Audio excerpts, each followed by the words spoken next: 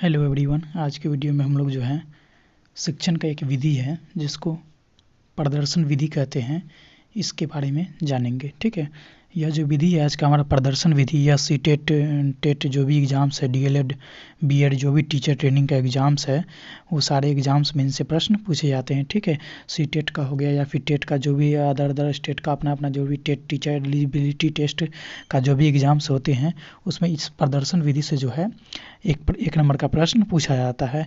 प्रदर्शन विधि है क्या? तो प्रदर्शन विधि एक शिक्षण विधि है। ठीक है, शिक्षण विधि बहुत प्रकार की होती हैं, उसी में से एक प्रकार क्या है, प्रदर्शन विधि का। तो इसी के बारे में हम लोग जो है आज इस वीडियो में अच्छे से अध्ययन करेंगे। तो वीडियो को पूरा देखिए, लास्ट तक देखिए। आपको उम्मीद करूँगा कि यह जो आज का टॉपिक है, यह आपको आसानी से समझ में आ जाएगी। ठीक है, तो चलते हैं, वीडियो को स्टार्ट करते हैं। प्रदर्शन विधि क्या है? ठीक है, प्रदर्शन विधि क्या है, सबसे पहले हम लोग इन चीज़ों को देखेंगे कि प्रदर्शन विधि होता क्या है। तो प्रदर्शन विधि एक शिक्षण विधि है। एक नंबर का हमारा प्रश्न बनेगा, सबसे पहले क्या होगा कि प्रदर्शन विधि क्या है। तो प्रदर्शन विधि क्या है कि प्रदर्शन विधि एक शिक्षण विधि है। ठीक, तो एक नंबर का क्वेश्चन हमें यहाँ से बनेगा, प्रदर्शन विधि एक शिक्षण विधि है। इसमें क्या होता है, तो यह प्रदर्शन विधि एक शिक्षण विधि है, उसमें उत्कृष्ट शिक्षण विधि मतलब शिक्षण का ये सबसे उत्कृष्ट विधि मानी जाती है, क्योंकि इस विधि में विद्यार्थी और अध्यापक दोनों ही सक्रिय भाग लेते हैं। इस विधि को सार्थक विधि मानी जाती है, क्योंकि इसमें से ध्यान तो ये या तत्वों को प्रयोग के द्वारा समझा जा सकता है।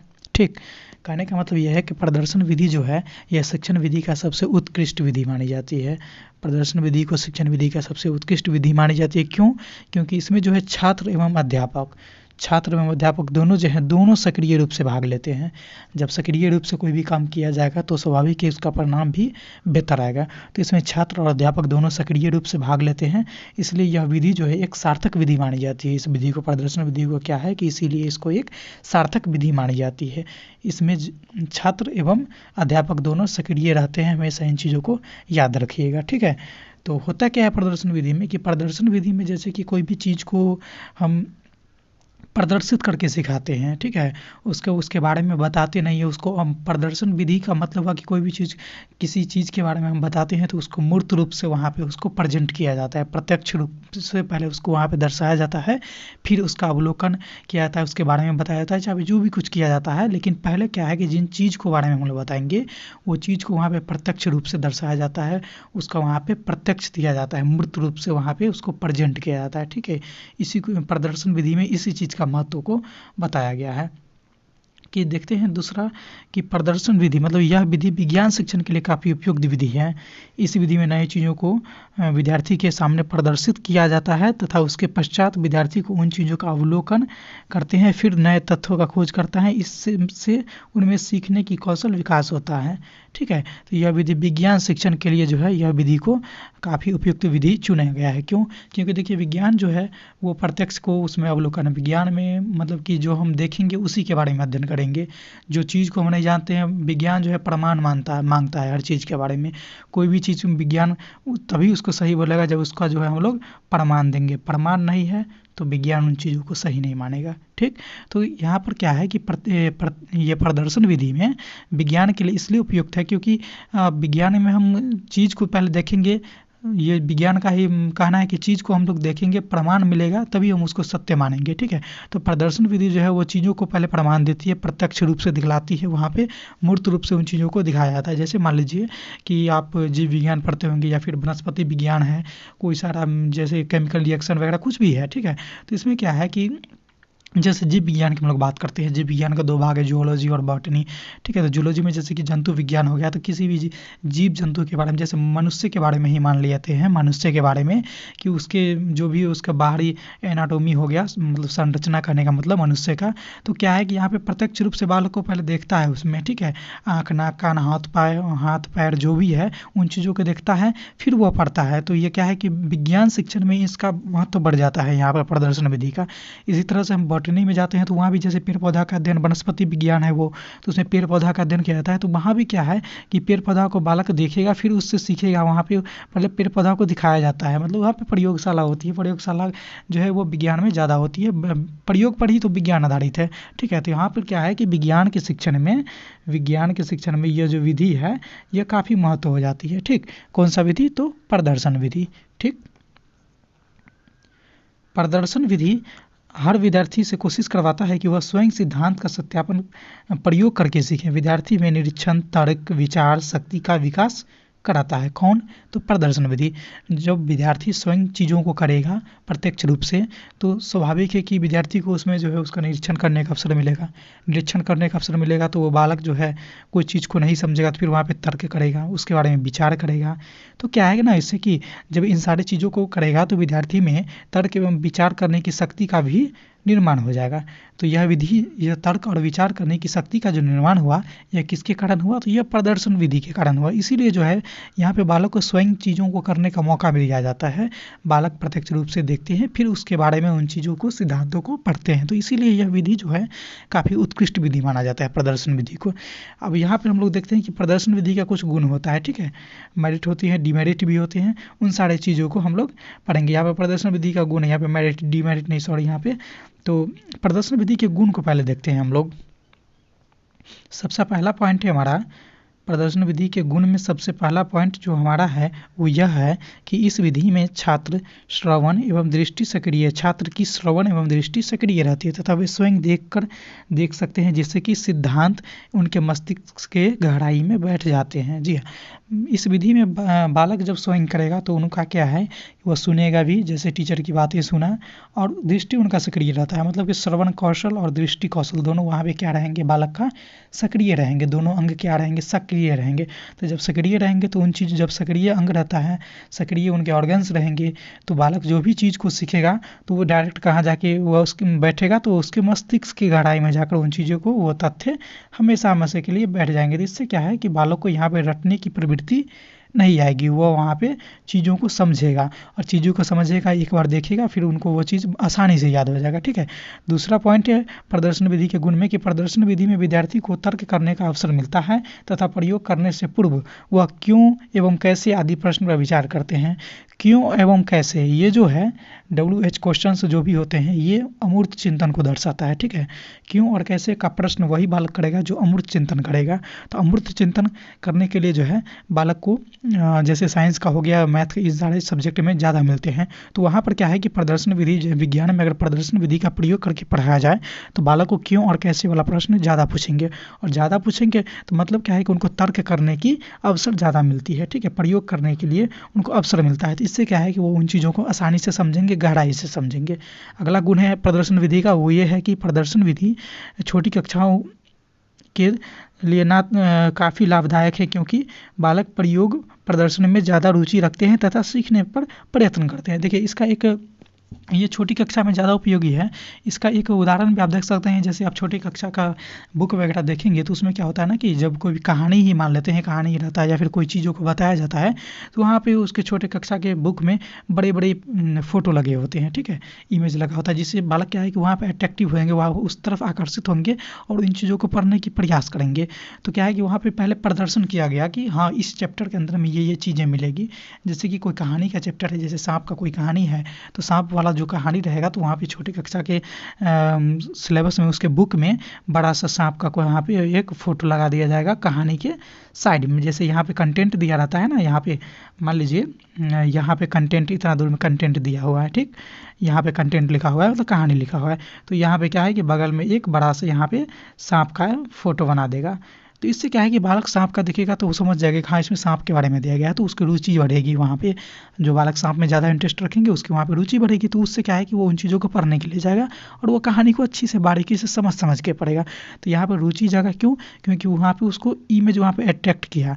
इमेज अट्रैक्ट किया मतलब यहाँ पर कौन सा विधि काम किया? प्रदर्शन विधि। चूँकि वहाँ पे पहले से इमेज को प्रदर्शित करके रखा गया था, इसलिए वहाँ पे प्रदर्शित किया गया वहाँ पे इमेज को, और बालक वहाँ से जो है इच्छा वहाँ पे उसके जागृत हुई और वो पूरा कहानी को अच्छे से पढ़ा। तो छोटे कक्षा में क्या है कि प्रदर्शन विधि का ये गुण लाभ है कि छोटे कक्षा के बच्चे प्रदर्शन विधि के द्वारा आसानी से सीखते हैं, जल्दी सीखते हैं तथा उसकी रुचि बनी रहती है।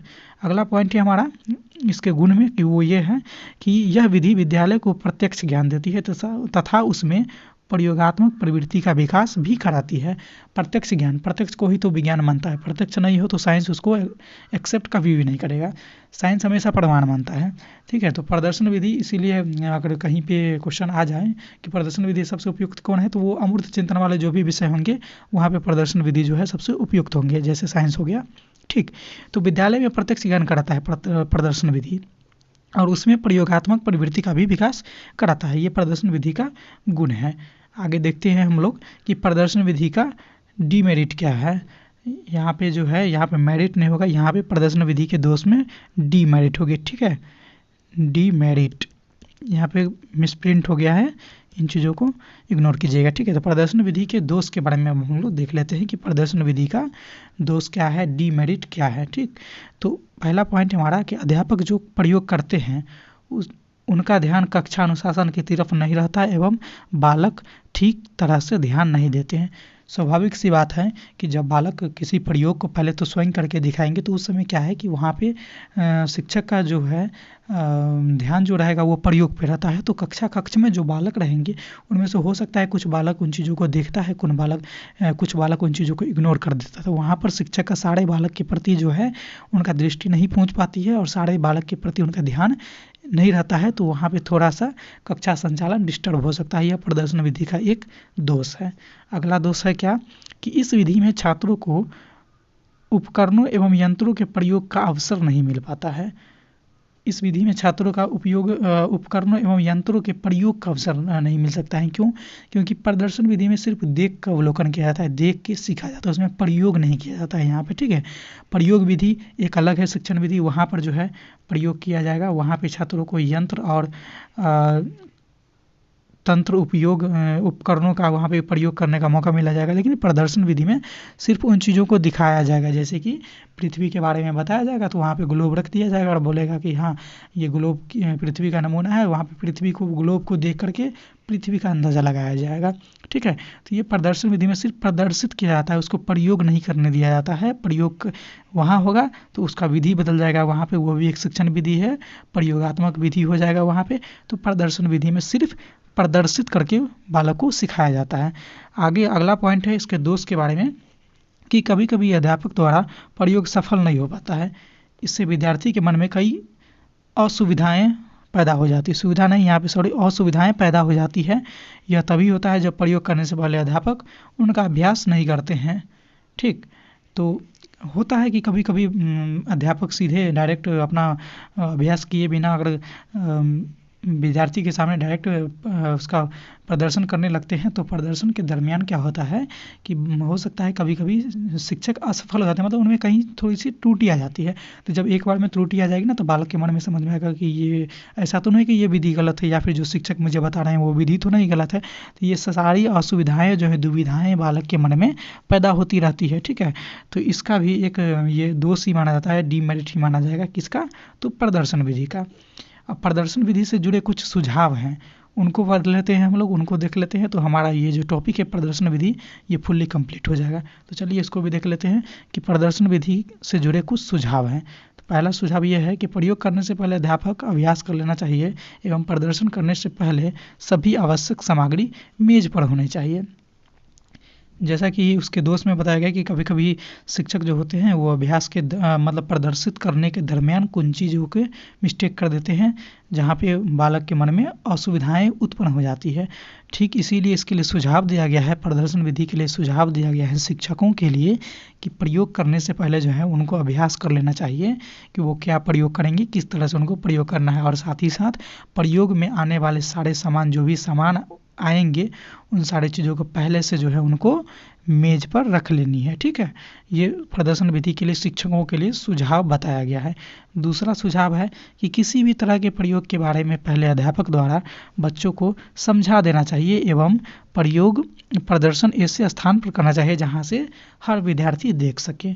तो जैसे कि किसी भी चीज़ के बारे में आप शिक्षक को बताया गया है कि किसी भी चीज़ के बारे में आप विद्यार्थी को बताते हैं तो उससे पहले उन टॉपिक का ज्ञान जो है आप विद्यार्थी को थोड़ा सा ही सही लेकिन दे दें, और दूसरी चीज़ ये यहाँ पे सुझाव दिया गया है कि जब आप प्रदर्शन करेंगे तो कोशिश ये करना है कि सभी शिक्षक महोदय वहाँ पे प्रदर्शित करें जहाँ से कक्षा कक्ष के सारे बच्चे आसानी से देख सकें। अगर कक्षा कक्ष के सारे बच्चे आसानी से नहीं देख पाएंगे, सिर्फ कुछ बच्चों ही देख पाएंगे, तो जो बच्चे देखेंगे वो तो उनमें रुचि बनी रहेगी, वो उन चीज़ों को देखेंगे। लेकिन जो बच्चे नहीं देख पाएंगे वो अपना अलग काम में व्यस्त हो जाएंगे, किसी से बात करने लगेंगे, खेलने लगेंगे, उस पर ध्यान नहीं देंगे। तो वो क्या है कि वहाँ पे हल्ला भी हो सकती है क्लास में, तो कक्षा कक्ष वहाँ पे अवरुद्ध हो जाएगी। अगर वो अवरुद्ध होने के साथ साथ क्या है कि वहाँ पे सारे बच्चे सीख नहीं पाएंगे। इसीलिए शिक्षक को सलाह दिया जाता है कि आप प्रदर्शित वहीं पर करें जहाँ से कक्षा कक्ष के सारे बच्चे आसानी से उन चीज़ों को देख सके।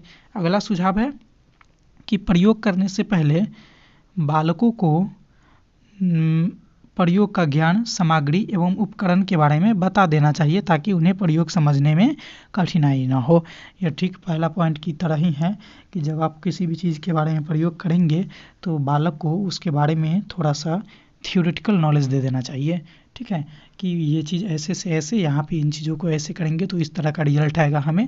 तो इससे क्या है, तथा सामग्री का ज्ञान दे देना चाहिए कि हम जो सामग्री, जैसे कि ये यूज कर रहे हैं तो इसका नाम ये है, इसका नाम ये है, इस तरह का सारे सामग्री का नाम उनको बता देना चाहिए तथा उसका काम भी बता देना चाहिए कि इसका ये काम है, इसका ये काम है। इससे क्या होगा कि जब शिक्षक प्रदर्शित करेंगे तो वहाँ पे बालक को उन चीज़ों को समझने में आसानी होगी तथा वो उस समय शिक्षक से नहीं पूछेंगे कि सर ये क्या है, इसका क्या काम है। तो वहाँ पे उन चीज़ों का वहाँ पे प्रयोग थोड़ा देर के लिए गलत हो सकता है, वहाँ पे परेशानी आ सकती है। इसीलिए इन सारी चीज़ों को शिक्षक को चाहिए कि पहले ही कक्षा कक्ष में सारे विद्यार्थी के सामने सारे सामग्री का नाम, उसका काम तथा प्रयोग जो करने जा रहे हैं उसके बारे में जानकारी दे दें। ठीक है, तो यही आज का हमारा टॉपिक था। उम्मीद करता हूँ कि आपका यह प्रदर्शन विधि वाला टॉपिक आपको अच्छे से समझ में आई होगी। और जहाँ पे भी अगर नहीं समझ में आती है तो आप कमेंट सेक्शन में जाके आप हमें कमेंट करें, जो नहीं समझ में आएगी हम उस चीज़ों को समझाने का फिर से प्रयास करेंगे। ठीक है, तब तक आप देखिए हमारे ये यूट्यूब पे बहुत सारे वीडियोज़ हैं, उनको आप आसानी से हिंदी मीडियम में आपको मिल जाएगी। वो सारे वीडियो को आप पढ़िए, फिर आएंगे सीटेट का एक नए वीडियो लेकर के। पढ़ते रहिए हमारे यूट्यूब चैनल को। फिर मिलते हैं अगले वीडियो में, तब तक के लिए बाय बाय।